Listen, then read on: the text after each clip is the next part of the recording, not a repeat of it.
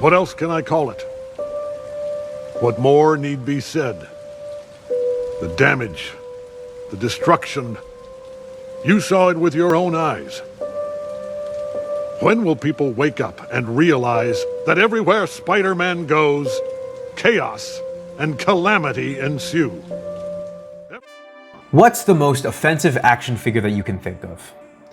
Wait, hold on, I don't mean like that. Have you ever seen a figure that on paper isn't a terrible concept, but had such little effort put into it that you can't help but feel offended that somebody went, yeah, we made this for a quarter of the price, but we're gonna charge near double for it, and some sucker's still gonna buy it. But sometimes, there's a figure that has such a lack of effort, a lack of quality, and a lack of sauce, so egregious that it actually feels like you're being spit in the face. For me, that was the 2025 Marvel Legends X Magic the Gathering collaboration, the battle damaged Spider-Man figure. From the overly vibrant paint apps to the lazy resculpting, the bad paint, the terrible engineering, and even worse proportions reused from a body that came out 4 years ago, which is then a retool of a body that came out 6 years ago, which is then a retooling of a body that came out nearly 10 years ago, this figure was a slap in the face to collectors.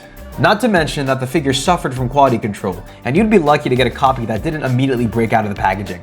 The $40 price tag because of the Magic the Gathering card inclusion only made it worse. Though that extra $15 for the card isn't the worst value, but that's given my really little understanding of the Magic the Gathering community and how much cards cost. All things considered, I had no desire to buy this figure because of how terrible it seemed in execution.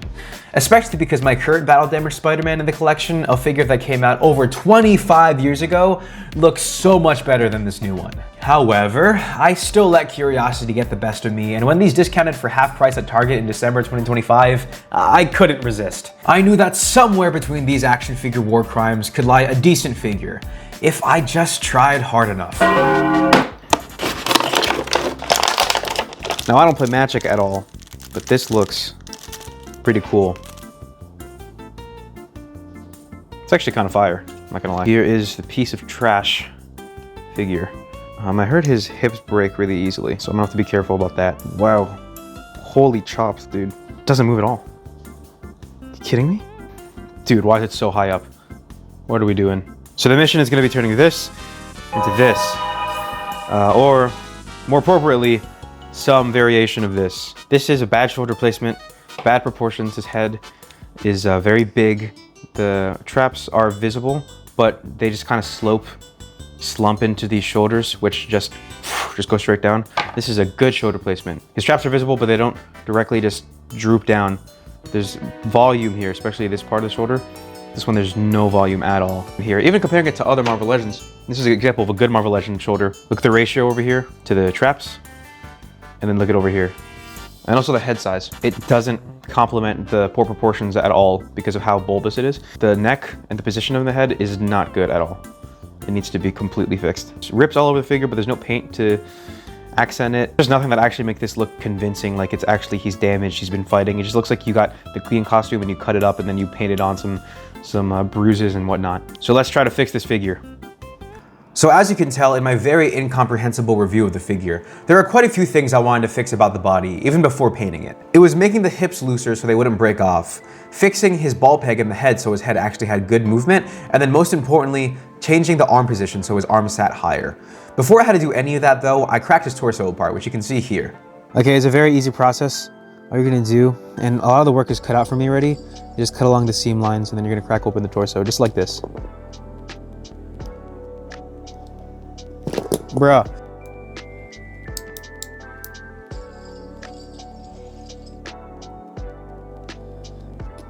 There we go. After cracking his torso, I went on to fix his legs, and this was pretty simple, as you can see here. The hips are really messed up, so I'm just gonna fix that by heating them up, removing them, and then fixing it from there.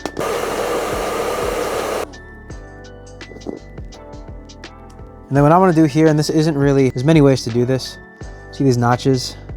I'm just gonna cut away at them. Simple, so then the tension is reduced. After fixing his legs, I wanted to raise his shoulders, and I explained how I did that here. Widen the shoulders. I've done similar mounts before, but I think it's gonna be a different format this time. So I'm just gonna heat up the shoulders. So ideally, would be somewhere up here. I think, but it didn't stay. Right now, they're just kind of half pegged in. All right, I'm gonna experiment. Okay, so the idea, we're gonna drill a new hole above the original hole, just like this. So now it's in there. Problem is, it's going diagonal because of the lip up here. You see the lip? Okay, I didn't explain it very well here, but the reason that the arms move in a diagonal pattern if you do this mod directly is because at the very top of the butterfly, there's a little lip that prevents the shoulders from moving in a straight pattern. So that's why you have to Dremel out some space directly above where the shoulder now is. You're not gonna see it regardless, for the most part. So now it looks like that. And voila, shoulders are now higher and they look way better. Look at that. The lighting sucks, I know, but you can see the vision. Lastly, it was time to make a better ball peg. See, the problem with the original ball peg is that the peg part is too long and goes too deep into his neck, so that he doesn't have a lot of movement. You want to have a big ball very close to the top of the neck so it maximizes head movement. The way I went around fixing this was that I chopped the ball joint at the top of the peg, and then I shortened the peg and I drilled into the ball joint so that the peg was now shorter. Also, I chopped up the socket a little bit so it could fit better at the very top of the neck. I glued it back on and now we had better head movement. I also chopped the ball joint in half, but that's just because I wanted both heads to sit lower on the neck. You could have done that by just shortening the peg even more, but I didn't realize that until after I shortened the peg and glued it, so I had to, do that. So now the figure has better head articulation, shoulders that are higher and also still work with the butterfly joints, and then legs that don't break off and move smoother, which means that it was ready to paint. Painting a battle damage figure is really a slippery slope, especially if it's a comic book figure, because you're always teetering the line between wanting to make something look grimy and dark, but also not look too realistic. In this case, I decided to have kind of a middle ground. Before I did anything, I wanted to add cracks to his lenses, and I just did that by using an X-Acto knife. It technically doesn't make sense that it's this side of his face because his other side is bloody, but I thought it looked better and more symmetrical. Next, I wanted to work on the skin and on the bruising. First, I did a very light purple wash around the places where I think he should be bruised, which is mostly his scars and then just general places that I think bruise typically on people. Next, I added the blue wash to add even more layers to the bruises and make it look more realistic because it's not all just one tone in real life. And then I went in with a red wash to again complement the other layers that we put down. The whole point here is to layer things very organically and not make it look like we just splattered some blue and purple paint on. Because in real life, bruises and skin in general have so many different pigments and gradients and little speckles and everything all over it. Again, I'm not trying to go for photorealism, but I still want it to look convincing enough like it's an airbrushed piece of comic art or something along those lines. At this point, you're gonna notice that the bruises look really, really exaggerated. He looks almost like sickly, like a zombie. And that's actually kind of what I wanted at this point. I wanted these steps to look very, very exaggerated because what I did next was dial it back by using some skin tone mixed in with some yellow paint. And you might say, what's the point of making it exaggerated at first if you're gonna dial it back anyway? And for me, honestly, it just comes down to the fun of it. I like having those different layers and just messing around because it's fun for me. But also, personally, it's easier to start more exaggerated and tone it back when it's something messy like bruises. Like, I think it's easier to go back and forth rather than try to hit everything on the target on the first try. At this point, the skin was very toned back, as you can see here, and it looks much more convincing in my opinion. And this is pretty much where I left the skin detailing until we added the blood later. The next thing on my plate was to dirty up the suit. So what I did was I mixed a dark blue in with a brown. And the point of this is to make the suit not only look dirtier, but also had more depth. Because the brown adds some dirt and grime to the suit, while the dark blue adds some natural shading to the suit, like you would normally do it if you weren't trying to battle damage it. It doesn't make it look like I'm fully trying to dirty him up to the max, but it also doesn't look like he's completely clean. It's a nice middle ground. After I dirtied up the suit, I wanted to make the rips more visible, so I used kind of like a tan beige paint to highlight the rips. And I've gotten some mixed reception on this. Some people like it, some people don't. I personally like it because I think it just looks cool. Honestly, most of the suit painting was just eyeballing it, being like, oh, I want some more shading here, oh, I want some more highlights here, I want, more dirt here, that kind of thing. There wasn't really a strict pattern to it. Next, I had to paint the blood, and I kind of messed up big time here. See, what I would normally do is I would use the Citadel blood paint because the Citadel blood paint is not only colored like blood, but it also has a texture and it's naturally glossy, so it just looks like real blood. It's actually a really convincing effect. So I went to my local comic book shop and I bought what I thought was the Citadel blood paint, but it was actually a contrast paint that just looks like a blood color, and that's very different from the actual blood effect paint. So I painted the blood on, and you're gonna see later that I just had to gloss it over a bunch of times because it wasn't glossy originally. So that was really disappointing because I wanted the blood effect to look really convincing, and it ended up just kind of looking kind of meh. Lastly, I added a black wash to the lenses so the cracks looked more obvious, and then he was ready to be sealed. Oh, I forgot to talk about how I painted the face. Hold on. Get the head and use some non-acetone nail polish remover to remove the paint from the face. And then we go in with our different washes, our blush, yada yada yada, and now the head looks like this. After this, we do the exact same thing we did to the body, add some purple, add some red, add some blue, and then now I'm ready to paint his eyes. When I painted his eyes, I wanted to make them look a little bit more bloodshot than normal, so I added more orange and red than I normally would. Now I paint his hair brown. I used a darker brown than the original because I didn't like how ginger he was before. And the entire figure is officially ready to get sprayed with a Mr. Super Clear matte varnish. And then after that, we go in with a gloss varnish from Vallejo. You gotta make sure to water it down. At least I always water it down because the layers are thinner, it's less globby, and in my opinion, it just looks cleaner and goes on smoother. And just like that, the figure is done. And here is the final product. In case you weren't paying attention for the last 10 minutes or to skip to here, let's recap over what I did.